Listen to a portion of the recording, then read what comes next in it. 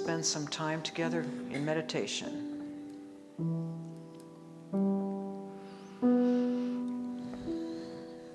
Dear one, we gather this morning to enter into the sacred season of Advent.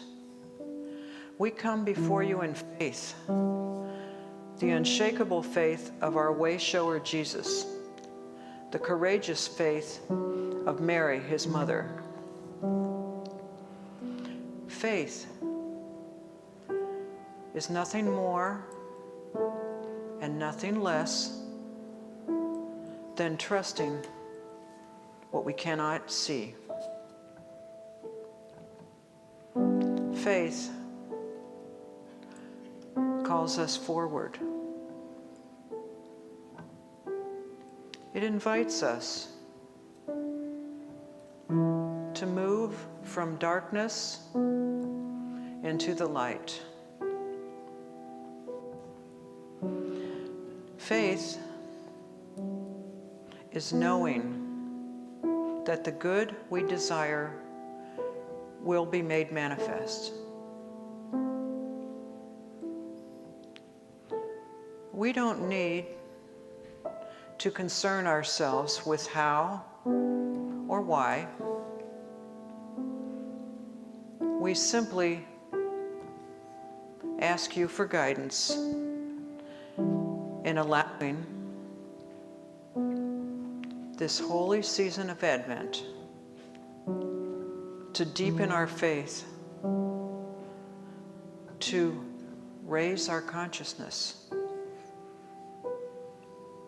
to carry us forward into the light. And we ask for the grace, the wisdom to say yes, to enter wholeheartedly into carrying your light forward into this new day. And now, in the silence, let's contemplate whatever message is meant for you at this moment.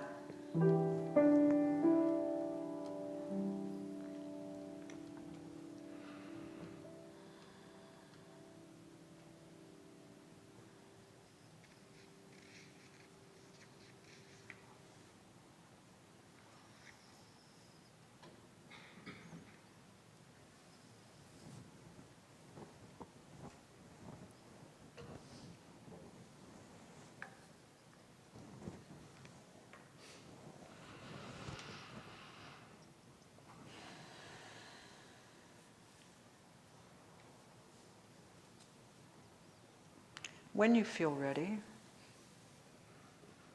open your eyes or move around a little bit. Bring your attention back to this moment, this place, here in our congregation.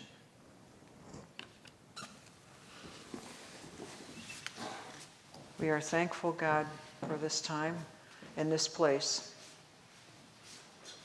And so it is. Good morning. I knew this was the first time in my ministry that I've had the privilege of speaking on consecutive Sundays. What I didn't know was that I now have to wear this. I have seen Reverend Rose wearing this to put, when we wear a dress, we have nowhere to put the mic, and I'm feeling very grateful to all the angels and saints that I wore something that matches, you know. So I'm trying to get used to that. Anyway, it is the first time in my ministry that I've spoken on consecutive Sundays, at least in the same place, and in this case, 4 consecutive Sundays. Now, this has felt like quite a challenge, and it will be continuing to be that, but it's also been kind of exciting.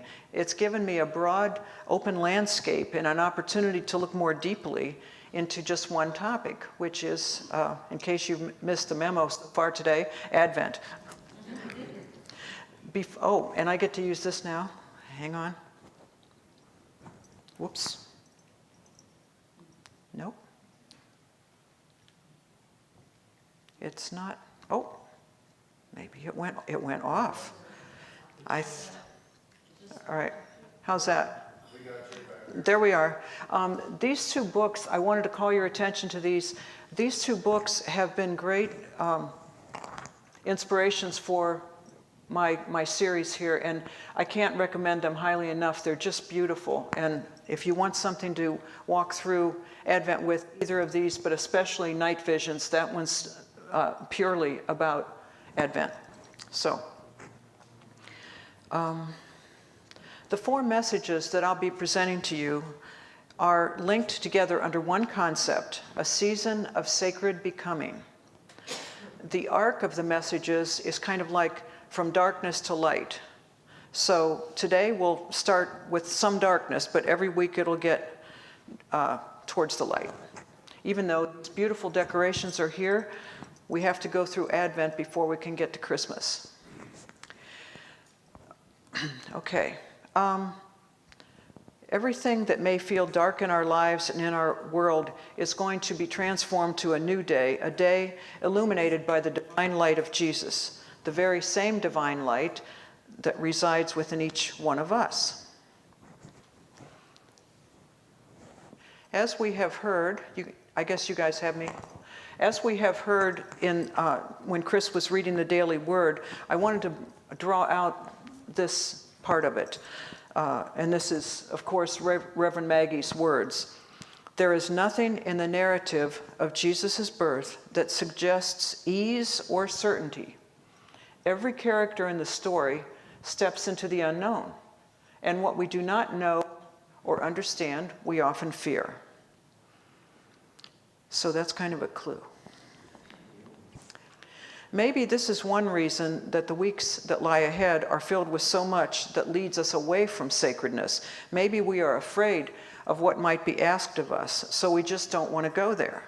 Maybe that's why, even now, your inner voice is saying something like, "Thank you very much, I'm too busy today, can we do this in January?" The answer to that is no. I'm sure Mary felt too busy, too unworthy to suddenly become a mother, the mother of the Christ, no less. And Joseph certainly didn't expect his life to change drastically and permanently overnight either, but it did. We are called, just as Jesus was, to be newborn in our faith, to stretch and grow, just as an infant does once it's released from the womb. I know. All of this is easier said than done. For many of us, and sometimes I'm one of them, Christmas can be painful. We may be lonely, we may be ill, we may be grieving, or sad, or angry. We may be lacking in the wherewithal to even meet our basic needs. Or we may be so busy that we barely have time to breathe, constantly bombarded with messages urging us to spend money, make merry, and all the rest of it. And yet we know this season is not just about Christmas carols or squeezing more and more and more into these few short weeks. Family time, concerts, cookies, presents, food. This is a season that invites us to come away from all of that. At the very least, I hope that you will give yourself this 1 hour a week to leave all that aside. So, today and on the next 3 Sundays, we are going to become Advent people. Maybe we can call ourselves Advent peeps. People who are on a journey during which we will live in the now, whatever the now is in each of our hearts. This is important. Whatever is now in your hearts is going to go along with this. We don't have to get in a certain mood to do this, just whatever and however you show up, we're going to live in our hearts with whatever that is. As we walk together this Advent, I invite you to discover that our lives, like the Advent story itself, may contain darkness, bewilderment, even fear. And yet, we know that it also contains a deep reservoir of love, peace, joy, and above all, faith. Today we go to Nazareth, where we will walk a while with Mary. We will, of course, look at her story metaphysically, And we will also do our best to look at it through her eyes. She represents us, our human situation, and our own feelings and responses to a Creator who still speaks to us just as clearly as God spoke to her. So let's begin.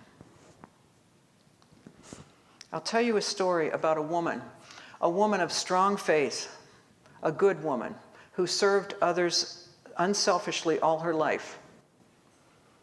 One day she realized, though she was unmarried, that she was pregnant. She prayed and prayed in anguish. She cried out to God, "How can this be? How can I do this? What should I do? Help me." Her faith never wavered, even as she wondered if she had been abandoned by God. Have you ever felt abandoned? I certainly have. She willingly entered into totally unknown territory in her relationship with Spirit. And she said yes to becoming a mother, even though it meant she had to leave her home, her family, and relinquish every expectation she had ever dreamed of for her future. Saying yes did not make her life easier. In fact, it made it harder. And yet, despite that, or maybe because of her struggles, her doubts, her faith became even stronger than before. Has this ever happened to you? Have you ever been utterly gobsmacked by a moment, a crisis, that suddenly upended everything you thought you knew? Have you ever had to create a new framework in which to live, in which to understand what was going on? Perhaps you were betrayed by someone you trusted. Perhaps suddenly someone you loved very much died unexpectedly. You were shocked, shaken to the core. Like it or not, the old framework of your life was gone. Nothing would ever be the same. Such an event is not easy, is it? You probably think the story I just told you was about Mary, mother of Jesus. Actually, it was a story about my own mother, and I was the baby in question. At a time when having a baby out of wedlock meant trouble for both mother and child. Why did I tell you about this?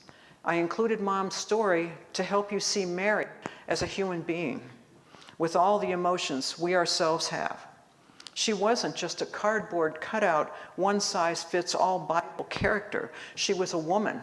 She was a person. I was raised Catholic, so we revered Mary as a saint, as a paragon of virtue. We honored her every May. We crowned her statue with flowers. We sang to her. We prayed to her. Eventually, of course, the very male church decided that she was getting too much attention. You can't have a woman getting too much power, right? So they downsized Mary's significance. As a girl child, I struggled to relate to the bearded guy in sandals or the even older guy with white hair and a gray beard up there on a cloud somewhere. I was much more able to relate to God and Jesus through looking at them through Mary's female eyes. Mary's story led me into a deeper spirituality.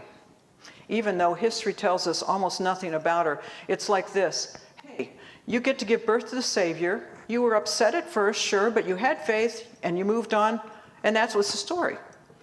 As if it were that easy. As if it were that easy. But Mary, like my mother, like your mothers, and like all of us, lived with doubts and fears. Mary experienced joy and laughter, doubts, fears. Today I want you to feel her emotions, her very human feelings. I want you to relate to her. Above all, I want you to feel her faith, because we are also called to continuously deepen our faith. And perhaps, her story can help us with that. So, about 2,000 years ago, there lived a young Jewish woman, most likely a teenager, named Mary. Actually, her name was Miriam. She led a simple life. She was a good girl by all accounts. She was devoted to her family, loved by her parents and all who knew her. She was betrothed to a carpenter named Joseph. We don't know how well she knew him, but she did trust her parents that they had made a good choice for her. That was how it was. Joseph was a hard-working man, a well-respected man in the little town of Nazareth where they both lived. Now, it's today. Mary is sitting in the modest home where she has lived all her life. Her parents are out visiting neighbors nearby. She is sitting on a bench doing the family mending, perhaps praying as she sews, perhaps daydreaming about her upcoming marriage to Joseph. Suddenly, an angel appears before her. Her first response, logically enough, is fear. I mean, if you were sitting there sewing and daydreaming, wouldn't you be shocked?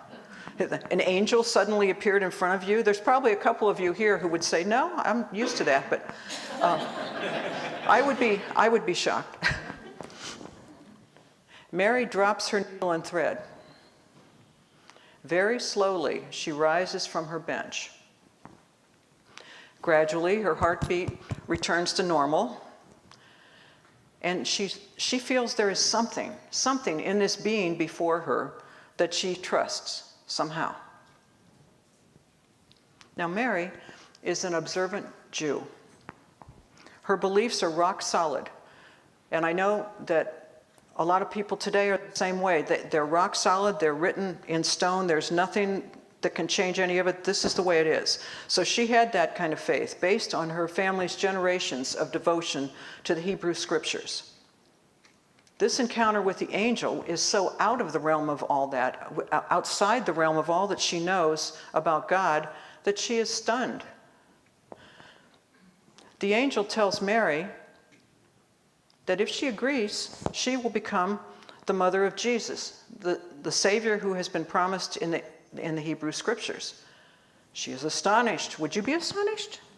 I mean, it's astonishing enough when you hear you're going to have a baby, much less the Son of God. I mean, whew, I can't even imagine.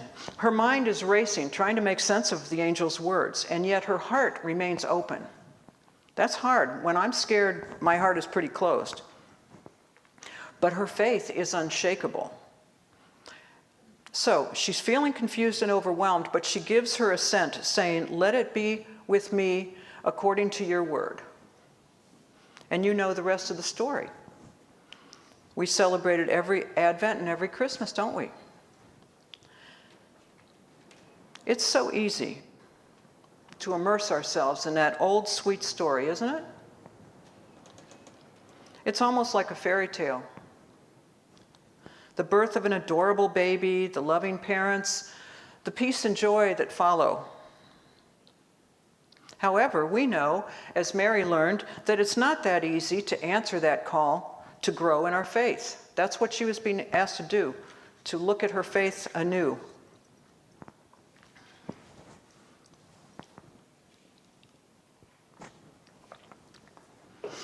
Of course, Unity teaches us that there is a much bigger story here than the angel, Mary and Joseph, the donkey, the manger, and even the baby. We in Unity look at the Bible metaphysically. We look at it through a wider lens, a lens that's powered by both our hearts and our heads. Metaphysically, the Annunciation symbolizes divine potential, the Christ, merging with humanity, in this case, Mary. This is also our destiny.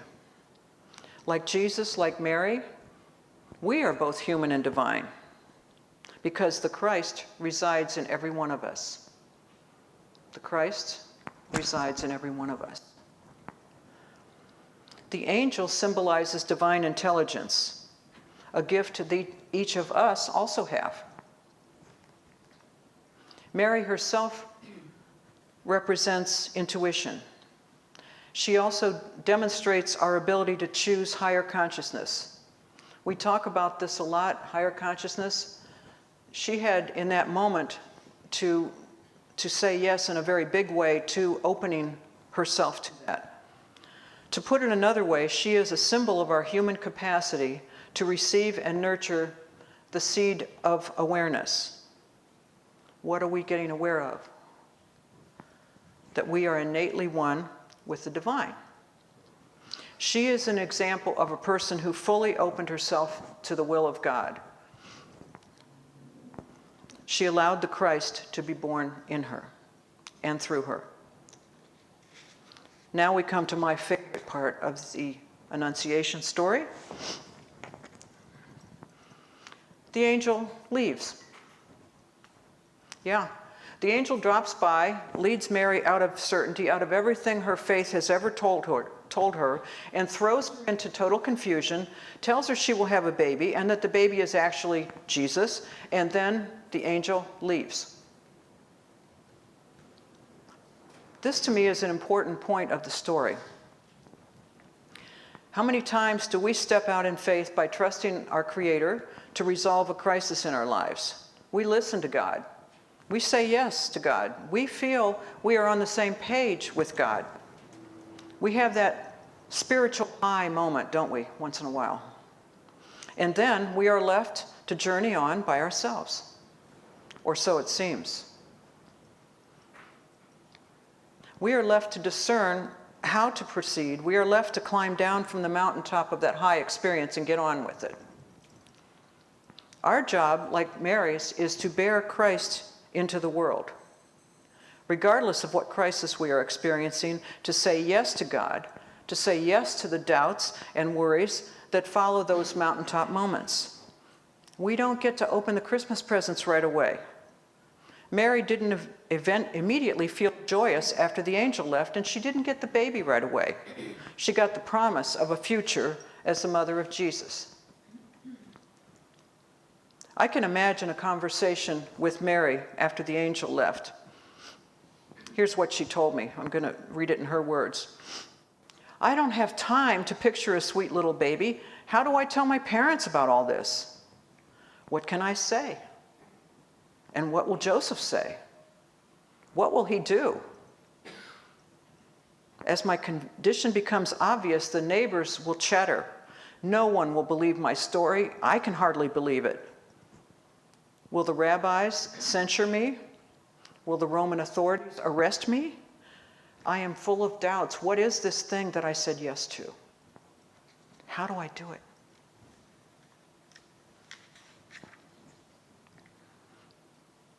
We can understand Mary's questions, can't we?